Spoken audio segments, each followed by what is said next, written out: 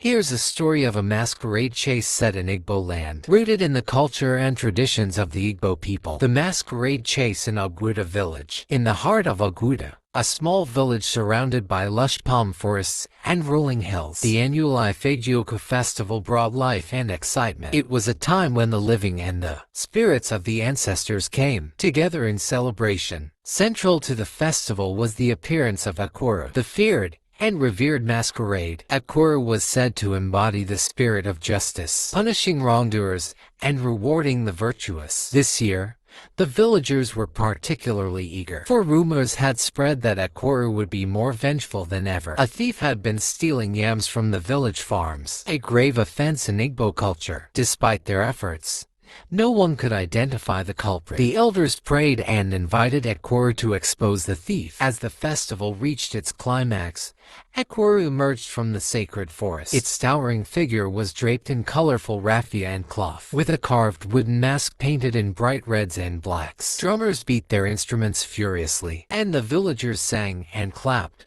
both awed and fearful. Suddenly, Akuru began to move swiftly, weaving through the crowd. The masquerade's movements were purposeful, its cane swinging through the air as if searching for something or someone, and the crowd scattered, laughing and cheering nervously. Among the crowd was Obinna, a young man with a reputation for mischief. That morning, he had been seen pacing nervously near the yam barns. As Akuru moved closer to him, Obinna's heart raced. Then, with a sudden burst of speed, the masquerade charged directly at him. Catch him! Akuru's handler, a masked elder, shouted in Igbo. Obinna bolted, weaving through the market stalls and down narrow village paths. The crowd roared in excitement, some joining the chase while others watched from a distance. The chase was intense, with Akuru's cane nearly grazing Obinna's back. Out of breath and desperate, Obinna tripped on a root and fell. Before he could recover, Akuru stood over him, its cane raised high. The villagers gathered around,